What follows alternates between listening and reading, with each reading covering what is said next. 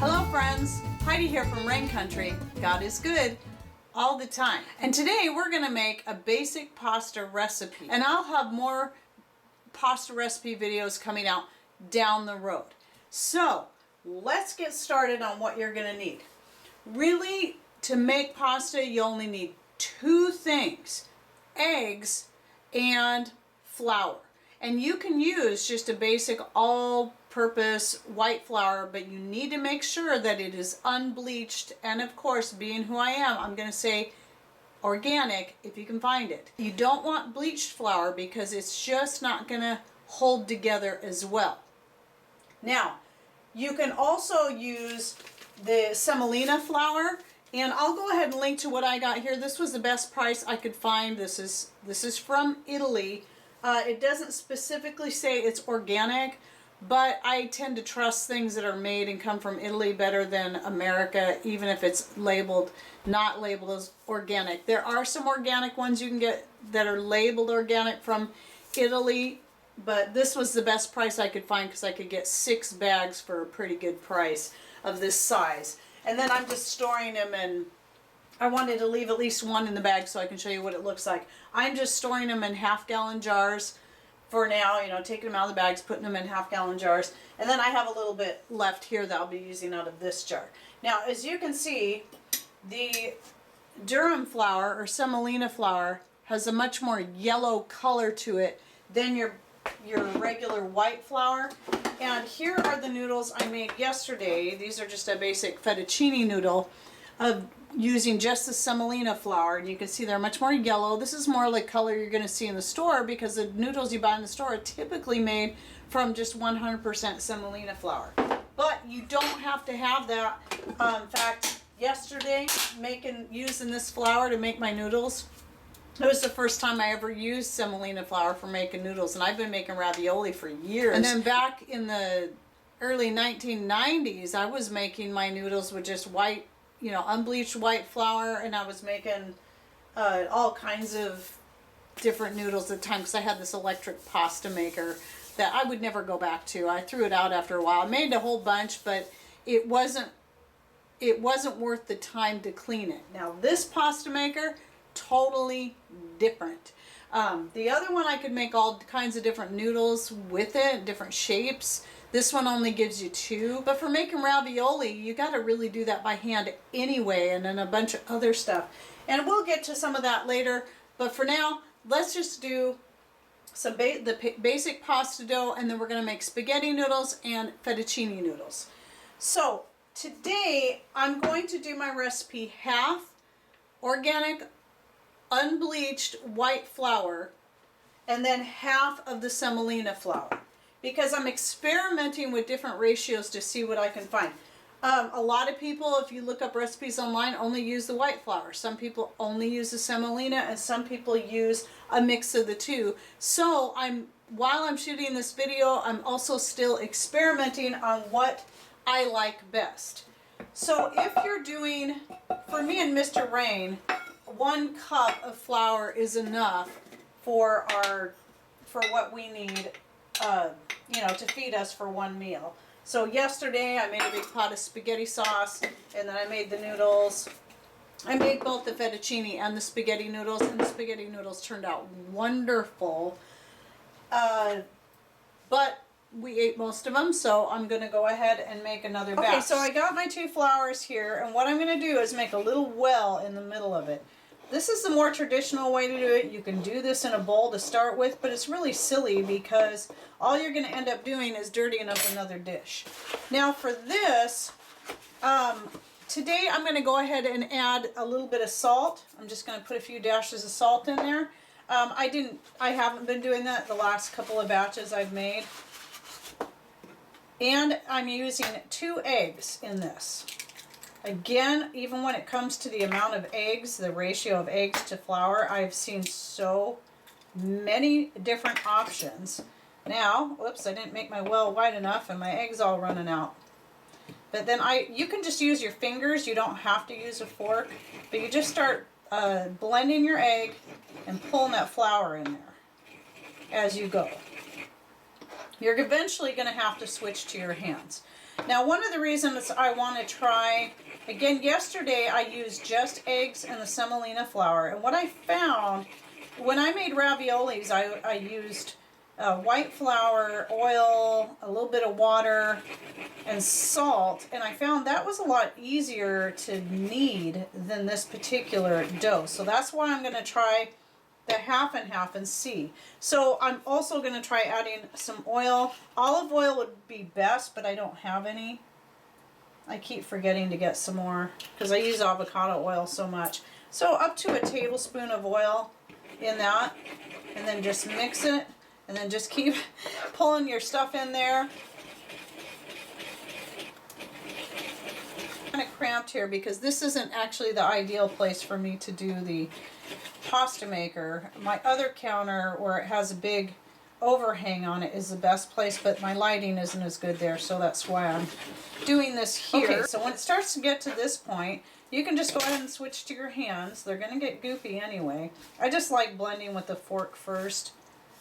And I'm going to be able to find out real soon here if this is going to be the option for as far as an easier to knead flour. Also make sure that you keep other flour on hand close by because you may need to add it as you go. The other thing I found out about the semolina flour only is that it tends to really absorb the moisture more than the regular white flour does. But this seems to be a fairly sticky dough in comparison. Yesterday I did 1 cup of semolina and 2 eggs, and it wasn't near this sticky. And the other purpose of this video is I want to show you how to use the Mikado pasta maker. I found mine for $3 at a garage sale, and I'm not sure it ever even been used. And that's a great find because when I got to looking at these on Amazon, the cheapest one I found in this, it's all stainless steel, the cheapest one I found was $70, and they had some really neat colored ones too, like in red and green and bronze. Oh my gosh, copper I mean. Oh, beautiful. And those ones went up over $100. But, you know, keep checking those garage sales because sometimes people buy stuff like this and then never use it or decide it's too much of a hassle. And to me, this is a breeze compared to that electric thing. And I don't mind kneading dough by hand. I've never had a bread maker. The only reason I had the electric pasta maker, is because it was a gift somebody gave me. It was a wedding gift they had got, and they never used it, so they just gave it to me. And I used it quite a bit, but then finally decided, you know, it's just for the time you spent cleaning the thing, it was just worth it to go ahead and go back to making noodles by hand. Okay, this is definitely much easier to knead. So I'm probably going to be sticking to the half and half recipe. Now, one thing you'll find about semolina flour is it's just going to give you a firmer noodle when you go to cook it. It's your all white flour can get a little bit, just a little bit on the softer side. And I'm looking for something that's going to stay a little more firm. So I think this is going to be the trick right here.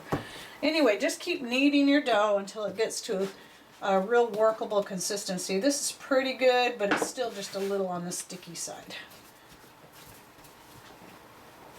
I just keep folding and pressing.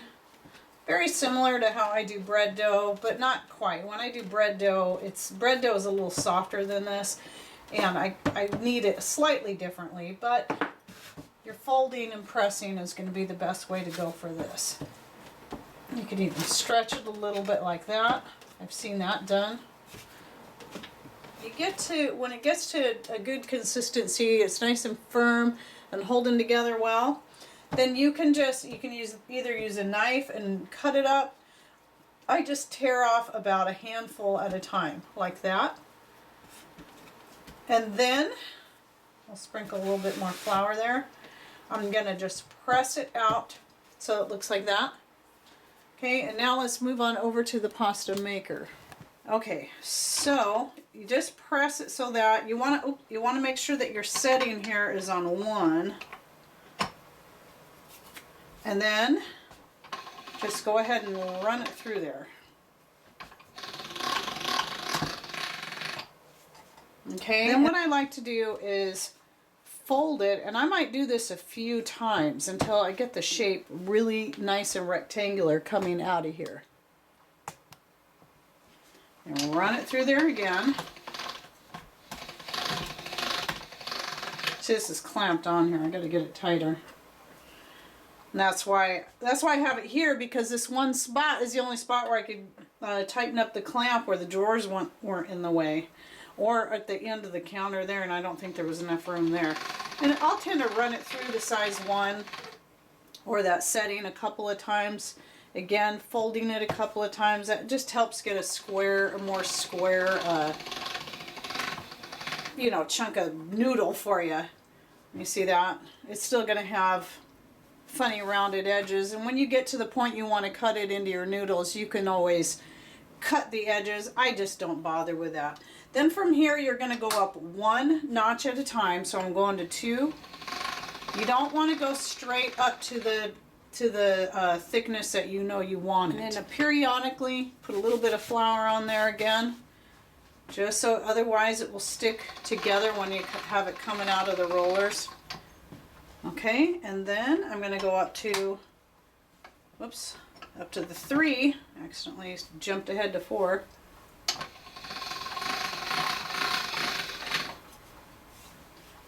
Okay, get a little flour on there. Looks good. I'm not having to fold it so much. Yesterday I kept having to redo it. Hopefully by the time I get to the size I want it, I won't have to fold it and redo it all. That happens too. Okay, now that was a 4. You can run it through there a couple times if you feel you need to. I'll go ahead and do it, but I don't. The way this is coming out real nice for me, thankfully. I don't feel the need to run it through more than once. Okay, so one more setting, I'm going up to 5. And that is how thick I find is best for the spaghetti noodles. And then I'm probably just going to run it through there 1 time. Again, you can go through a couple times if you want. And there we go. Okay, and so now the next thing I need to do, I take the handle out and I stick it into the appropriate one. So here's fettuccine, here's the spaghetti noodles. And then from here, you just carefully just kind of set it, make sure you have it centered, and then just start rolling it. I like to get my hand under here and just kind of lift it like this as it's coming out. Alright, well, I was recording along showing my next batch of spaghetti noodles, and I think I didn't have the record button hit. So here I got another batch. These came out really nice, and I'm getting ready to put in another one of these. This will be the last one for now, and then I'll show the fettuccine. So the more you roll it out and just kind of let it and get a little flour on there, that's going to make a huge difference. I like to keep a little bit of flour on here and just kind of do this with it, and in between every roll, or maybe even every second roll, and then drop it into the noodle maker here. Give it a chance to come out a little bit before you stick your hand under there and let go of the main strip. Oh, dropping them, but you can see these came out real nice as well. And then just drape it right over one of your dowels, like that. Now, Patrick also made me this little stick so I can lift it up off my hand easy enough. And then, like that. And now I've got my noodles drying there. You can spread them out. Alright, so you want to make sure between each batch that you turn this back to 1. Okay, and now what I'm going to do is work on making, just showing you how the fettuccine works. I'll probably end up making more noodles than this today. I just wanted to start with a small-ish batch. And so again, press it out, and then you're going to put it into, making sure you switch your handle over, it won't work, in here. And then I like to fold it. But when the other thing I found is sometimes it seems like the more I fold it like that, just the better result I get overall as I'm going.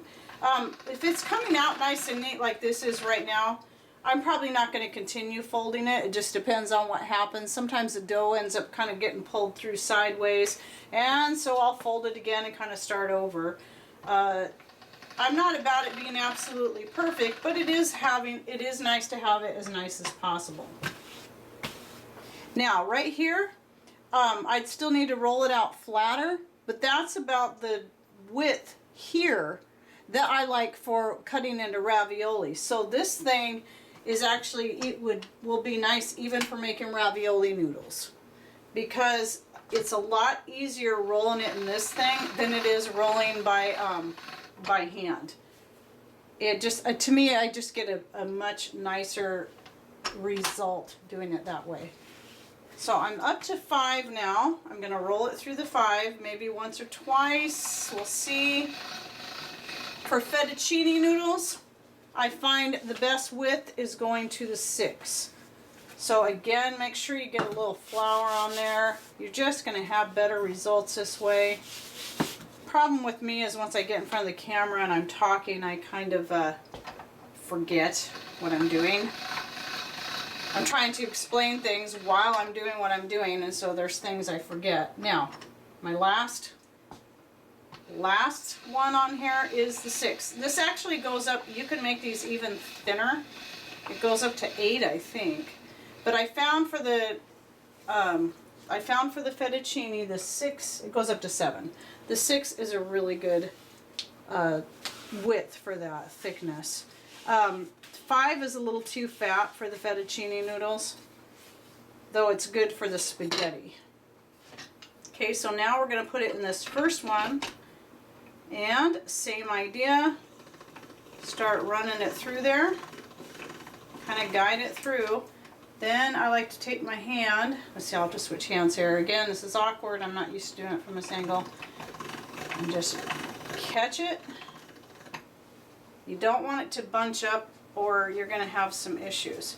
And then just drape it over one of your pegs. These are a little longer than I usually do it, but you can, well, I've done them longer than this before, but then I just take a knife and cut them in half and then drape them over each one, because that's pretty long for fettuccine.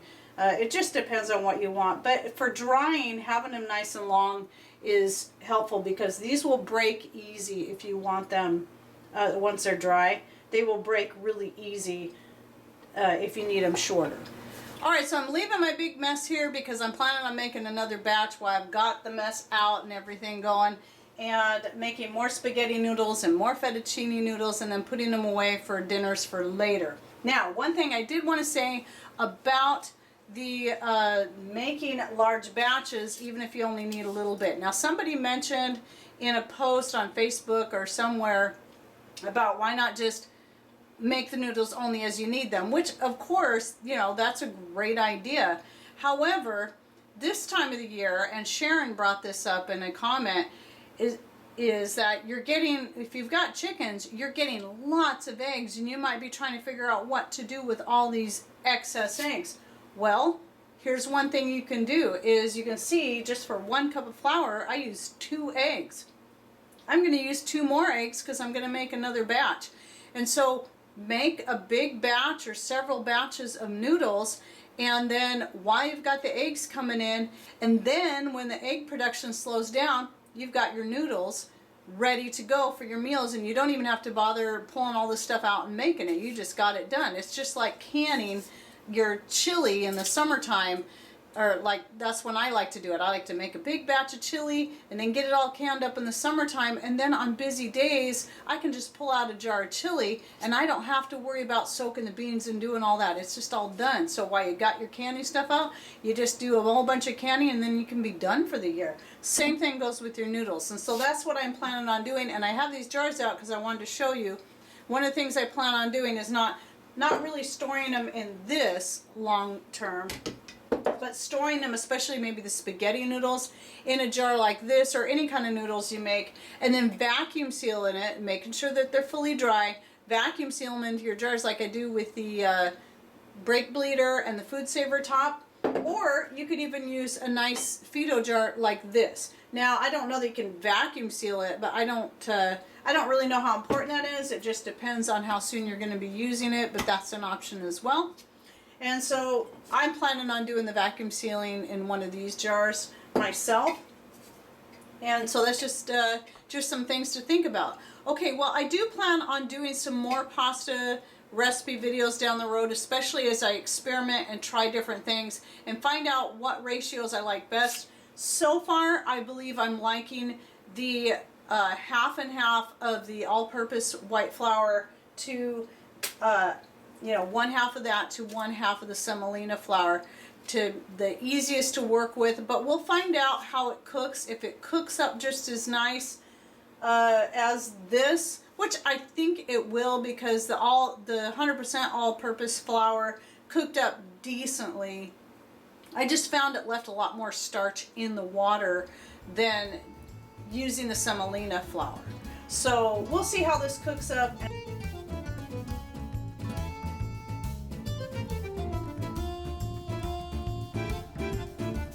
I hope you enjoyed this video and that you learned something new. Thanks for watching. Take care and God bless.